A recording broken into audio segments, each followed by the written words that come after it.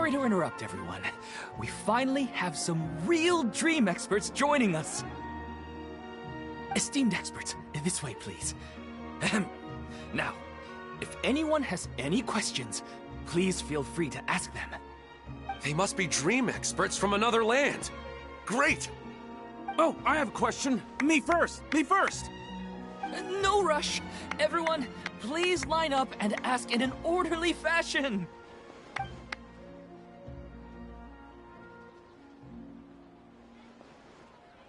Whoa. Paimon didn't expect them to be so enthusiastic. My question is simple. My everyday life is very difficult, so I would like to become a slime in my dreams. How can I do that?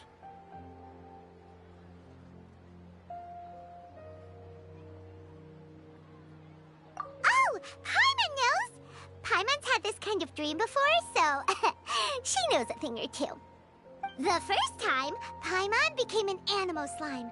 Paimon was shot by an adventurer's arrow and flew in the sky all night long. The second time, Paimon became a dendro slime. A group of kids thought Paimon was a radish and pulled out all the grass on her head. Oh, it was super painful. The third time, Paimon became a cryo slime. In the end, Paimon was captured by a chef and turned into a smoothie. And the fourth time, Paimon became a powerful Geo slime and went to take revenge on the forest boar that used to bully Paimon.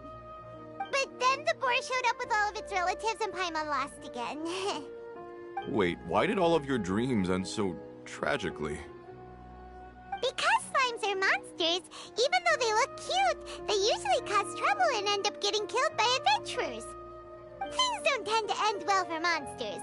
Believe Paimon.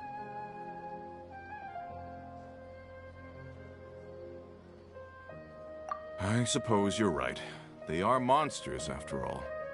I just want to experience a different life, but it seems that becoming a monster would be even worse than my current life. Maybe I'd be happier if I became just a regular finch. Or fish. Looks like being an expert is way easier than Paimon imagined. Next! Oh, it's my turn. Esteemed expert, I want to know what posture I should sleep in so I can have the same dream as the one I had last night. Well...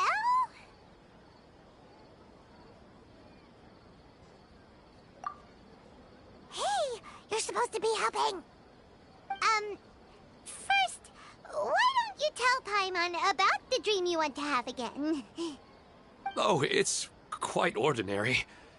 I sat and chatted with my wife on a sunny day, listening to the breeze blowing through the valley.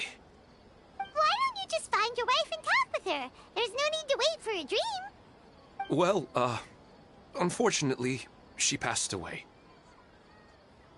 Oh, sorry. Paimon shouldn't have assumed anything. No, it's fine. I didn't make that clear. I just want a chance to see her again.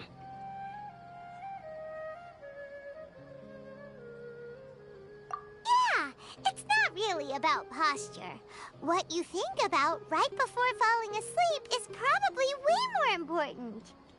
Oh, is that all I have to do? Think about it. If you're the one thinking about her, and you're the one that'll be dreaming about her, then it'll be easier to connect your thoughts and dreams. You do have a point. I'll give it a try tonight. Thanks for your wise advice. Oh, my turn, my turn. I want to know the name of the plant in my dream. I want to bring the souvenir box to my room into my dream.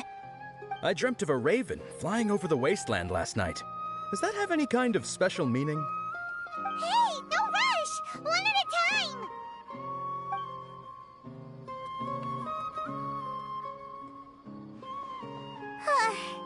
Their questions were way too difficult. We don't actually know anything more than they do. We're just more experienced dreamers, that's all.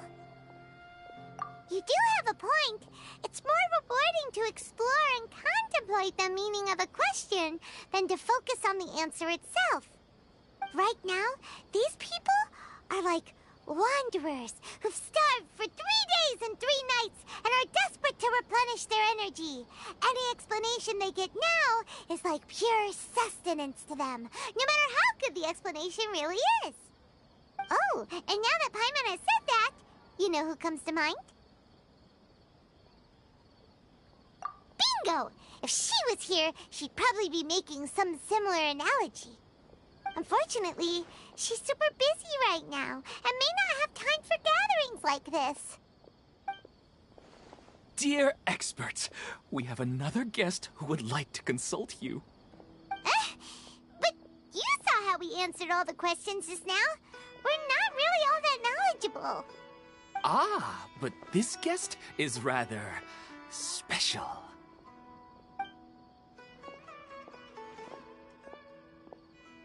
My question is, why didn't you immediately tell me about such an interesting place?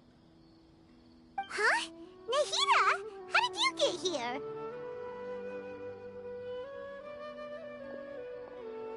Interesting events like a moment of dreams don't happen every day after all. No matter how busy things are, I'd still set aside some time to check it out. Anyway, I really didn't expect to meet you here. Oh, right! If there's anyone that understands dreams, it's you! You should be able to help us answer all these questions. You're not wrong. All right, they can ask me anything. The more interesting, the better.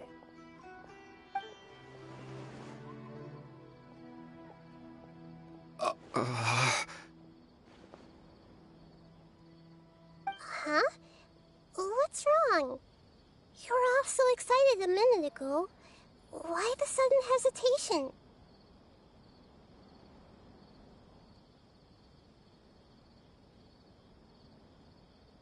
Even so, it's not like I look super intimidating or anything, right? And in terms of reputation and renown, you've also done many great things in Sumeru, yet they didn't even flinch at you. Alas, the interesting questions have all vanished in an instant. It appears I'm the one spoiling the fun here. I'll see myself out. That's not true, Nahida. I don't want to get in the way of the original purpose of a moment of dreams, which is to let people gather here and freely share their marvelous dreams. Now the atmosphere here is like water poured into a container. The water is more secure and settled, but it has lost its free-flowing nature from the river. I just want it to be another drop in the water, not the cold and restrictive container.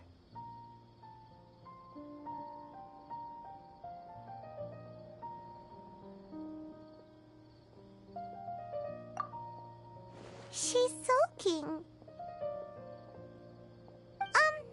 Hey! It's all right, everyone! No need to be shy. The Dendro Archon is really nice, so please just go ahead and ask. Otherwise, she'll leave. All right. I'll give it a try. Oh, it's the slime guy. Hey, drop the nicknames, would you? Besides, I don't want to become a slime anymore. Maybe a finch or fish is more suitable for me. I see. So you want to become a small animal in your dreams, right? Why do you think that sounds good to you? I guess I just want to experience something different. My everyday life is nothing but the same. The sky is right above me, and the ocean just over the horizon, yet I remain caged in a life of monotony. So you want to experience something new in your dreams? Sorry. I'm getting a little confused. Why don't you seek out some new experiences in real life? Because if I don't work, I won't have any mora. Sure, I don't want to be out hammering nails and cutting wood every day, but I have aging parents and young children to take care of. By the time this all dawned on me, I realized that my life has already been filled to the brim by trifling matters, and I have no more freedom. But if that's the case, then even if you became a flying bird or swimming fish, you will still be hammering nails and cutting wood in your dreams. The reason is you've already been caged. It doesn't matter what your physical body turns into. Your mind will still be stuck in the same predicament. Really? That sounds pretty terrible. Then what should I do? I don't know everything that you're going through, but how about replacing your hammer? Huh? Replacing my hammer? That's right. Having worked for such a long time, you of all people must know what makes a good hammer. Well, of course. A good hammer needs to be heavy enough to drive the nail in with just a couple taps, and the handle has to have a good grip to it, not too smooth. Come to think of it, I haven't replaced my current hammer in quite some time. You should replace it. Then decorate the handle with something you like. Maybe some ornaments, fur, or hard leather wrapping. Then write the names of your children on it. That makes sense. I think it'd give me a good boost of energy at work. A new sense of adventure often begins with the little things in life. You don't need to become a bird in the air or a fish in the sea. You only need to do your best in life, and all those things you cherish will become your source of happiness. Yes. Yes, I get it now. This is a real eye-opener for me. I'll go and pick out a new hammer right away. No, I should make one of my own. Thank you, Great Dendro-Archon. That's Arnahita! Only you would know how to get right to the heart of the problem. Actually, I didn't really understand the problem. Huh? I gave him that advice because I once saw a worker doing the same thing. Whenever he became tired, he would look at some names on the handle of his tool. After a moment, he'd start to smile. It really surprised me at the time. My guess is that the names on the handle were of important people to him.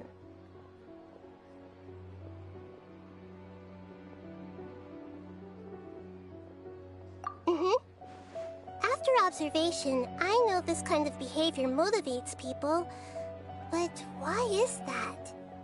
Is it because of excitement, anticipation, or helplessness? I really don't know. And even if I could know what's going through his mind, it's still difficult to fully grasp his feelings. Oh, Paimon gets what you mean. Huh. Paimon had no idea it takes you so much effort to understand these kinds of things. That's why I was a bit nervous just now. But luckily, seeing his happy face in the end reassured me that I didn't say anything wrong. Don't mind me, though. This is just my way of learning.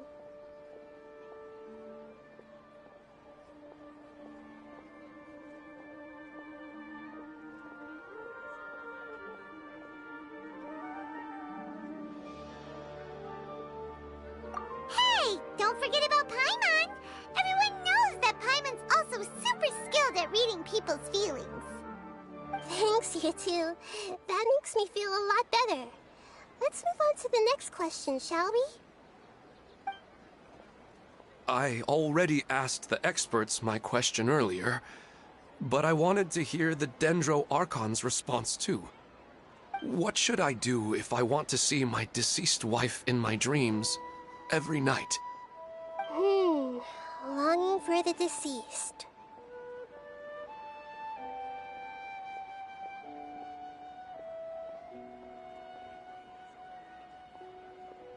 Even if you keep reliving those beautiful memories, it'll only highlight the emptiness in your real life. If your wife were still alive, she certainly wouldn't want to see you like this, would she? No, I suppose not.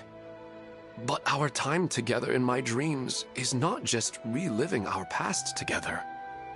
I don't know. Maybe it's because I miss her too much. but it's really as if she had come back to life in my dreams. She even remembers each and every dream. After I wake up and then continue dreaming again later, we can pick up our conversation right where we last left off. That's really amazing. Statistically speaking, continuous dreams are extremely rare.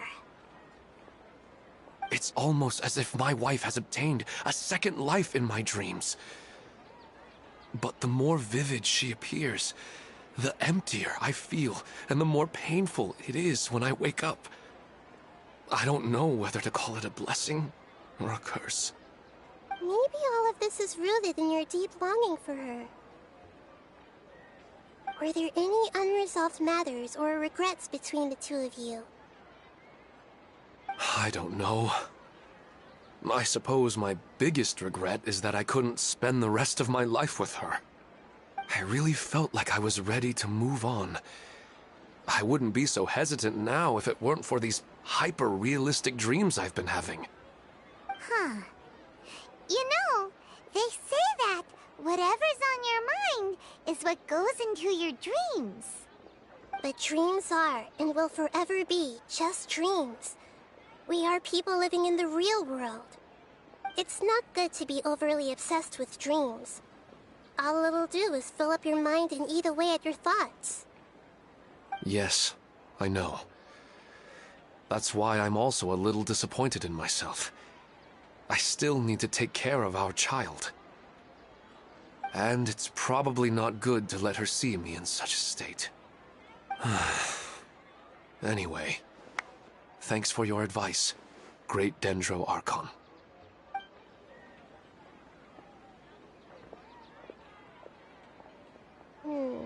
I'm a little worried about him. I hope he can find a way to cheer up soon. I think I can handle things from here. You don't need to stay here if you find it boring.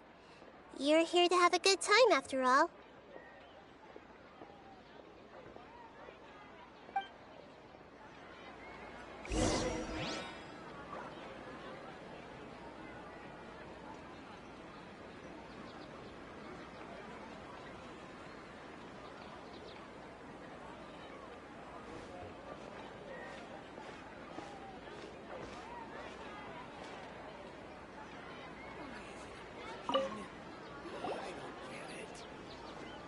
Are you feeling any better now? Yes.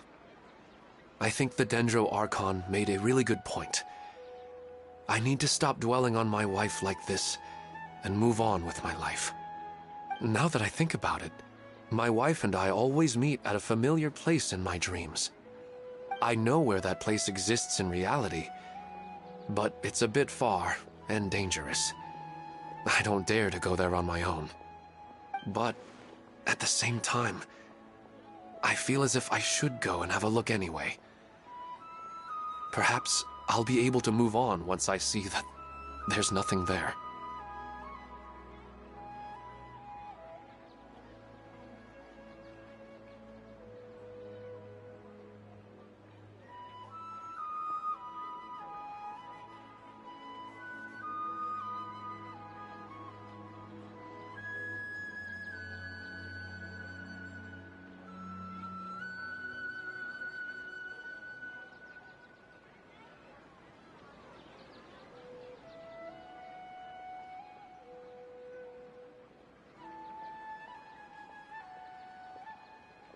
Otherwise, I'll keep on feeling like everything is covered in a haze. Like I'm only half awake. Once I can stop dreaming about that place, I'll probably be able to get my life back together. Actually, you two are adventurers, right? If it's okay with you, could you escort me to that place? Yeah, it might also be a good chance for us to unwind. Even if you can't see your wife there, taking in some nice scenery will definitely help cheer you up. Yeah, I hope so too. All right, go ahead and get yourself ready then.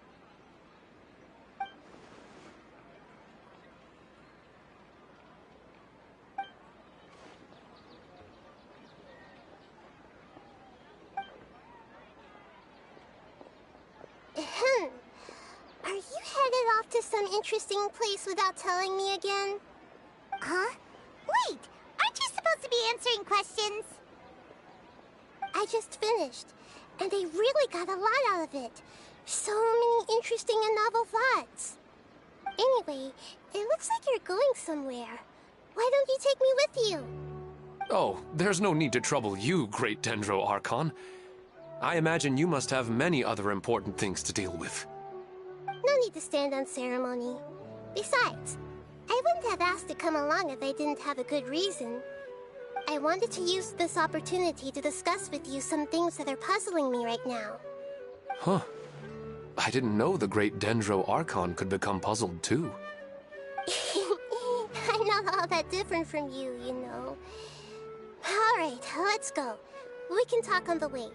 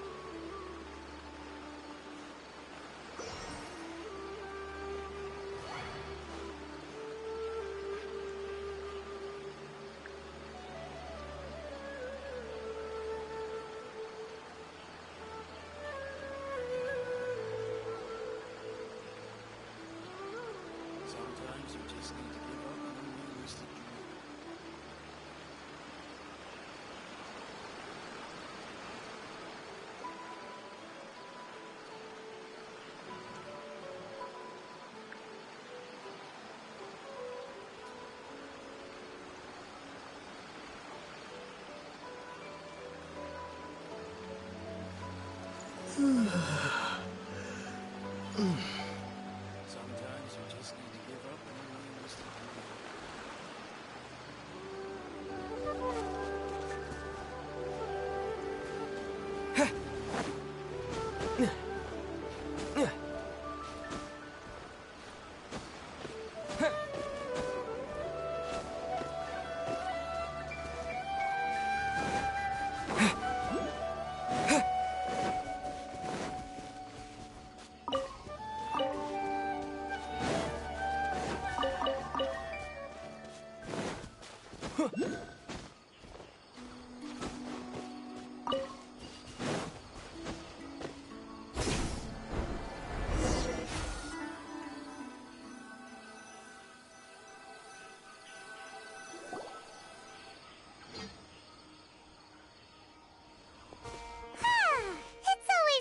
Go for a leisurely stroll.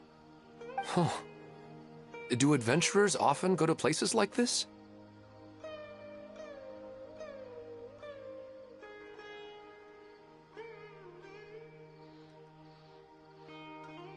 Huh. I guess so. So, this is where you always meet your wife in your dreams? Yes, for the most part. Our place is on the summit, just up ahead. When I saw her in my dreams, we didn't do anything but talk about ordinary, mundane topics. I'd tell her about our daughter, Haidar, and she always listened intently. she would also reminisce about the past with me, telling me interesting stories and cracking jokes. It feels like no matter how long we may chat, it's never enough. Sometimes, it's the little things in life that matter the most. This is the part I'm a little puzzled about. I'm very familiar with dreams, and normally, they lack logic and continuity. But you said she could remember what you had told her before, right? That's right. She always listened to me carefully in real life, and now, she's doing the same in my dreams. She always surprises me with some details from our lives in the real world.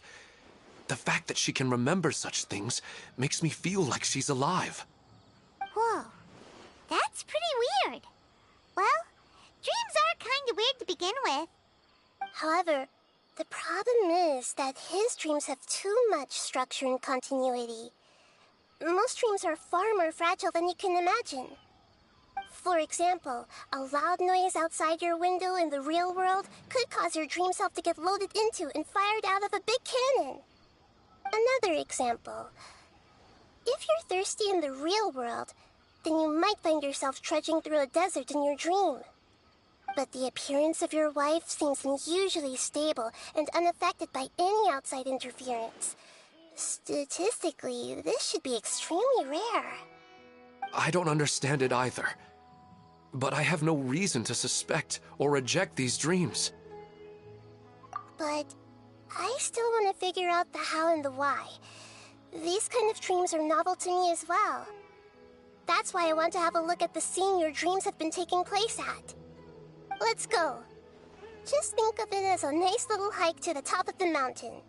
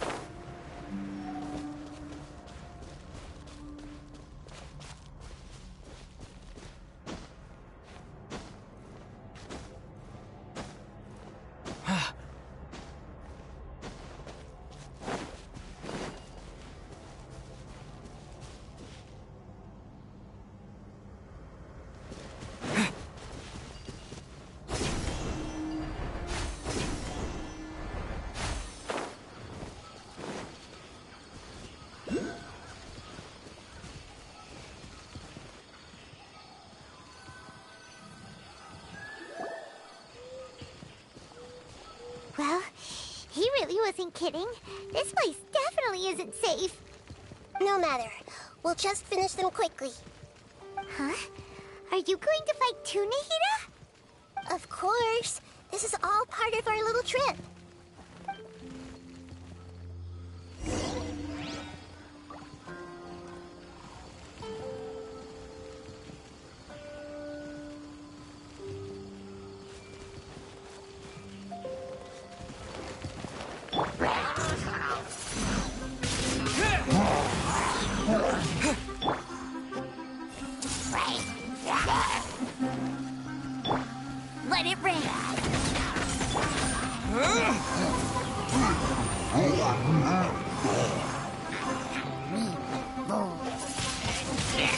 Windblade!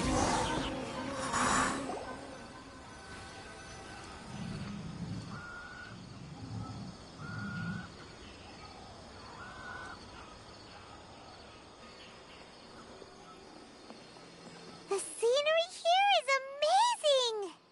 It also seems like a great spot for eating snacks and taking a nap.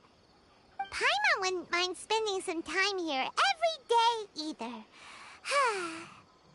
I've yet to see anything strange about this place. I do not plan to deny the power of longing. Such an intense but unquantifiable emotion could indeed have the power to organize dreams. His wife must be a really amazing person. Huh? Wait, where'd he go? Oh, so you are waiting for me here? Well, guess what? I've brought someone amazing with me today. When the Archon said she wanted to come with me, I could hardly believe it. I'll bring Haidar once I'm more familiar with the way here. She's been telling me that she really misses you. Huh? What's wrong with him? There's nobody there. Wait, Minar. Don't go that way. It's dangerous. Uh-oh, he's gonna fall! Catch him!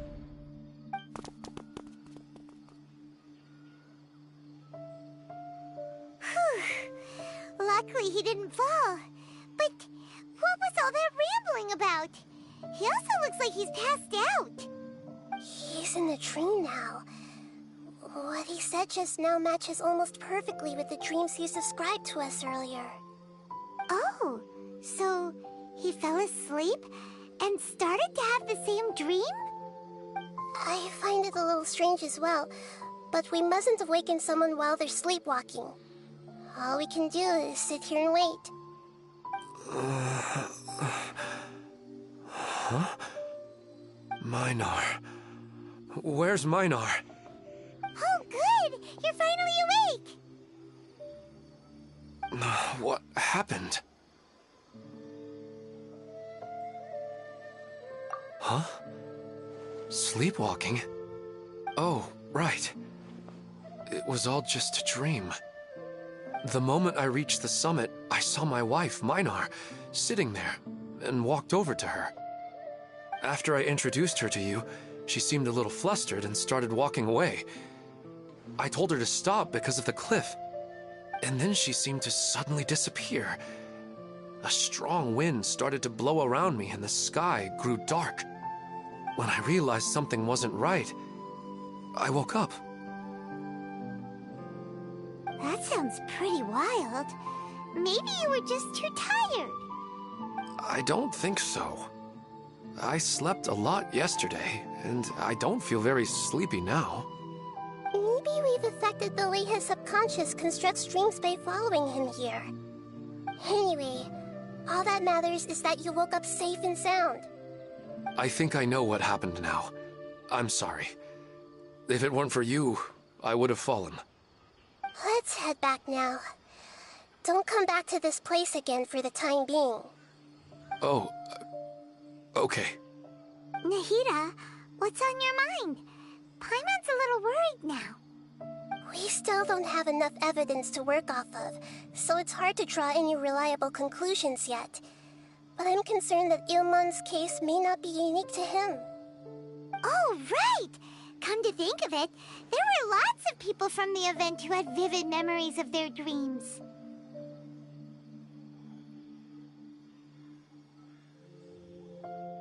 Right. And not only at a moment of dreams, there may be people like this all across Sumeru. We need to understand what's happening and the rate of its development as soon as possible. Then there's no time to lose. Let's head back. Stop standing there, Ilmon. Let's go.